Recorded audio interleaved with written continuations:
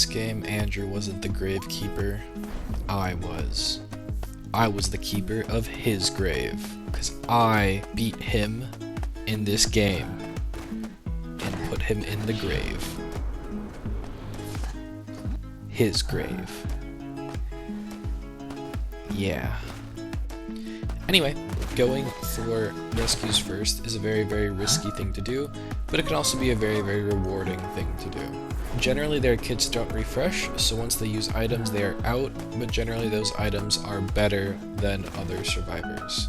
But the reward is that generally because of that, their rebounds are usually a lot worse, and no one else probably is carrying Tide, though that one's not as reliable. I've seen fucking acrobats carry Tide. I've seen a fucking lawyer carry Tide. Shit gets crazy sometimes. But yeah, so very risky thing to do, but if you can pull it off, it is very, very rewarding. I get that sick ass terror shock, and now someone is going to be forced to save. And you're gonna notice I went for the Gravekeeper even though they have 2 decoders. 2 very good decoders, mind you. That's because I just feel like it's worth it. But you have to be very hyper aware that they have 2 decoders. I don't know what that interaction was, just poggies, you know? I got that hit. Look at that. Let's focus on that, guys. Anyway, I stuff this rescue and make it so that she can no longer save. So I see the Seer, and I'm going to feign using her as a weapon to drive him away, and then I'm going to put her on the chair for even more pressure. That's something that you have to keep in mind if you do something like this, especially if they have 2 decoders like they do now. You have to keep up pressure. I get that hit so I can focus on Mech's chair and force Feral Lady to save or force a heal. I'm forcing them to act so I can react. Mech is trying to heal the Gravekeeper, and Gravekeeper's on last chair, so I don't mind just staying on him like this. Now, Seer had to go rescue. Notice there's only 1 person decoding right now. It's the Feral Lady. And for some reason, Mech decided to run over to me.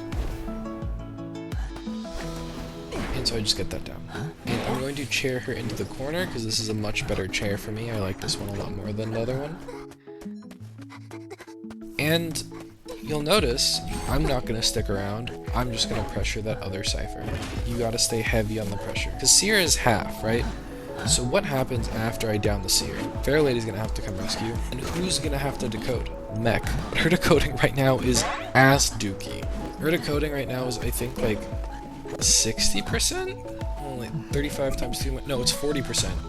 Decoding right now is 40%. It's awful. Instead of decoding, though, I think she's healing, which I'm also okay with. Good pallet stun from the Feral Lady.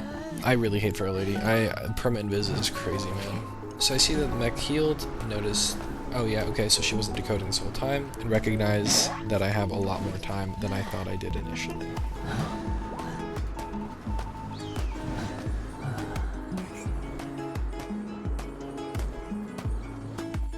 Wait out the bird, and get the deck. Now, the situation is a little bit different. I actually probably should have cheered right there, but it's whatever. So now Mech is gonna save, while Pharaoh's decoding. Pharaoh has a lot better decoding than Mech, especially because there's a Cypher she's taking from. So I tried and go and cut off the Mech, realized she was not there, and so I go back. Now, right here, it does not matter who I get because they're both last chair. And I'm going over to the Feral Lady Cypher to pressure it. I guess George was there. Didn't really notice that at the time. I just want to pressure the Cypher. And honestly, I'm just down on the Seer for a quicker game. That's really it. I cheer Seer, and then I want to surrender, but I think they surrendered before me. So I ended up getting the 4K. So poggies. Yeah, good game.